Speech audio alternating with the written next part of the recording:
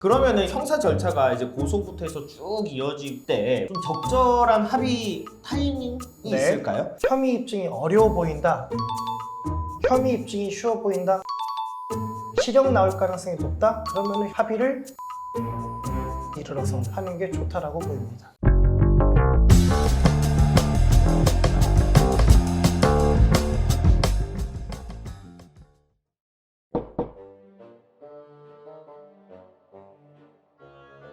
네, 오늘은 형사 합의에 대가 용성호 변호사님과 함께 형사 합의 그리고 합의를 하는 과정에서 변호사를 선임해야 되는 이유에 네. 대해서 이야기를 해볼까 하는데요. 제가 형사 합의의 대가인가요? 아, 그럼요. 제가 네. 이제 사실 변호사들이 다양한 덕목이 있고 장단점들이 있잖아요. 근데 제가 이렇게 가까이서 일을 하면서 봤을 때 용성호 변호사님은 합의를 참 잘하셔요. 그래서 늘 좀 부러운 게 있어요. 좀 그런 노하우를 좀 전수 받는 차원에서 한번 네. 영상을 찍어보겠습니다. 네. 일단은 형사 합의는 그 형사 피해자랑 그쵸. 이제 가해자가 상호간에 어떤 뭐 결국에 합의금이 가장 뭐 대표적이긴 하지만 네. 그런데 이제 일반인들 같은 경우는 합의를 진행할 때 합의가 너무 하고 싶은 거. 그쵸. 합의가 솔직히 이제 하고 싶을 수 있잖아요. 형사 고소를 한 이유도 합의 때문인 경우도 많고. 네. 그러니까 합의를 하고 싶은 그런 어떤 내색표를 굉장히 좀 많이 많이 하죠. 내는 거죠. 네. 그리고 아무래도 이제 피해자는 본인의 피해가 크잖아요. 그렇다 보니까 본인이 희망하는 피해 금액 자체가 또 사실 굉장히 높아요. 저는 이게 합의금의 이제 시세라는 표현을 굉장히 좀 싫어하긴 하는데 네. 또 어느 정도 좀 형성되어 있는 합의 금액이 일반적인 있잖아요. 선이 예, 있죠. 선이 네. 있는데 이제 그런 부분을 이제 좀 오버돼서 요청을 하다 보니까 나는 합의를 빨리 하고 싶은 약간 급한 내색은 있고 합의 금액은 계속 좀 높게 요청을 하고 그러다 보면 합의가 이제 결국엔 결렬되거나 진행되지 그쵸. 않는 경우가 네. 굉장히 좀 많더라고요. 그래서 합의를 하실 때 좀 어떻게 합의를 하시고 좀 어떤 부분에 유의를 하시고 변호사를 선임하면 어떤 부분에 장점이 있는지 좀 한번 질문을 드리고 싶은데 변호사님 일단은 형사 합의하실 때 어떤 부분에 좀 유의를 하시면서 진행을 하실까요?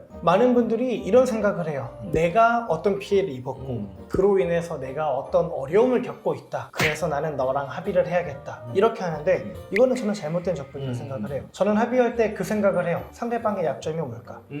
상대방이 나 이것만은 피하고 싶어 이게 있을 거예요. 저는 상대방과 대화하면서 그게 뭔지를 파악하는 걸 먼저 해요. 그러니까 실형 나오는 건 당연히 다 싫어하겠죠. 그렇죠. 근데 실형 나오는 범죄가 많지 않으니까 누군가의 집행유예만 나와도 안 돼요. 예를 들어 상대방이 공무원이다, 공기업에 재직하고 있다, 또 공무원 공기업에 재직하고 있지 않아도 대부분의 경우 직장에서 취업규칙에서 집행유예 나오면은 퇴직 처리하는 것처럼 되어 있는 경우가 상당히 많아요. 이럴 수도 있고 아니면 성범죄 같은 경우에는 벌금형만 사실 선고가 돼도 우리가 신상정보 등록하는데 그렇죠. 그런 얘기 하는 거예요. 신상정보 등록될 거예요. 그게 아니라 그거를 상대방한테 풀어서 설명하는 거예요. 당신 10년 동안 매해마다 경찰서에서 사진 찍어야 되고 당신 신상정보가 등록되어 있고 어디 해외 6개월 이상 장기 체류하려면은 경찰서장한테 미리 허가받고 나가야 되고 심지어 이제 뭐 취업 제한도 있을 수 있고 이런 여러 가지 불이익이라든가 상대방이 겪게 될 것들을 최대한 풀어서 설명해 주면서 그런 상대방이 약간 움찔하는 포인트가 있어요. 그럼 그게 그 사람의 약점이거든요. 그럼 그 가해자의 약점을 가지고 공격해 나가면서 우리의 협상 파워를 올려가는 거죠. 그러니까 오히려 내가 가서 우리가 지금 얼마나 피해를 많이 입었어요. 우리가 그래서 이만큼이나 힘들어요 라고 하는 거는 합의해달라고 구걸하는 거예요. 근데 그거는 우리의 협상 파워를 오히려 낮출 뿐이거든요. 그게 아니라 오히려 약간 상대방의 약점이 뭔지를 가지고 찾아내서 그거를 공략하는 게 우리 협상 파워를 높일 수 있는 방법이죠. 네. 좋은 말씀이신 거예요. 그러니까 완전 사상의 전환인 거네요. 그러니까 네, 그쵸. 내가 입은 피해에 집중하는 게 아니라 그렇죠. 네. 당신이 향후에 얻게 될 불이익이라든가 그럼요. 네, 혹은 뭐 요거를 통해서 얻게 될 이익을 제시를 하면서 네. 합의를 이제 진행을 네, 한다는 네, 말씀이시죠. 그쵸, 네. 그러면은 형사 절차가 이제 고소부터 해서 쭉 이어질 때 물론 네. 사건마다 조금 차이는 있을 테지만 좀 적절한 합의 타이밍이 네. 있을까요? 저는 그래서 변호사를 선임해야 된다고 생각을 해요. 고소를 했어요. 근데 변호사는 알아요. 이거 처벌받기가 쉽다 어렵다 알거든요. 혐의 입증이 쉽다 어렵다. 혐의 입증이 어렵잖아요. 그러면 고소한 다음에 거의 곧바로 합의해야 돼요. 왜냐면은 수사가 진행되고 재판으로 넘어갈수록 무혐의 무죄의 확률이 높아지거든요. 그러면 상대방의 협상 파워가 올라가는 거예요. 협의 안 하죠. 왜냐면 어차피 무죄 나올 것 같은데. 근데 내가 봤을 때 변호사가 봤을 때 수많은 판례들에 비추어서 이거는 무조건 유죄 나온다.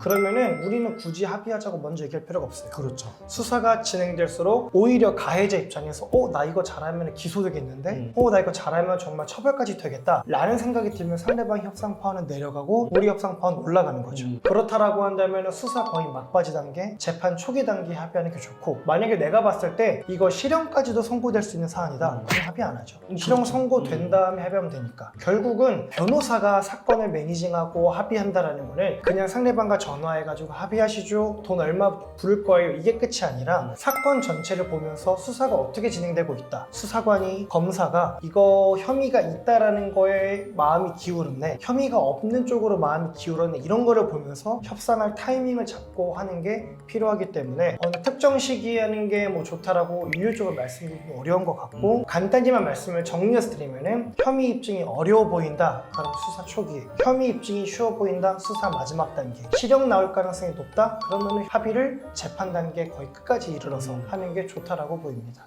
오늘은 또 이렇게 형사 합의에 대해서 네. 좀 어떤 전문적인 이야기를 들어보았는데요. 형사 합의라는 게 사실 이게 결국 당사자가 직접 하기는 쉽지 않아요. 어려워요. 저 사람은 가해자고 한데 나랑 합의를 하고 있는 그 상황 자체가 굉장히 소위 말하면은 빡치는 상황인 거고. 그럼요. 네. 특히 그런 경우가 있어요. 내가 법적으로는 내가 피해자고 상대방이 가해자인데 실질적으로 둘 다 앙금이 있는 경우가 있어요. 예를 들어서 명예훼손, 모욕 이런 거 보면은 그렇죠. 서로 싸우는 과정에서 그런 얘기가 나온 거잖아요. 폭행도. 그러니까 가해자는 피해자랑 직접 대화하면서 내가 너랑 합의하느니 벌금 물고 말지 이런 얘기들 많이 하거든요. 근데 그런 경우라고 한다면 오히려 대리인을 통해서 합의하는 게 감정적으로 접근하지 않을 수 있는 방법이죠. 그래서 이제 좀 원활한 합의를 위해서는 뭐 변호사가 됐고, 변호사 선임 부담스럽다 솔직히, 그러면 하다못해 다른 제3자, 그럼요. 네. 뭐 사촌 형 많이들 등장하죠. 네. 사촌 형, 뭐 친한 형, 뭐 아는 사람, 지인 이렇게 통해서 좀 합의 시도해 보시는 것이 좋고요. 이런 어떤 합의 과정에서 좀 뭔가 문제가 있거나 궁금한 점이 있다라고 하면은 댓글 남겨주시면 저희가 확인 후에 답변 달아드리도록 하겠습니다. 감사합니다. 감사합니다.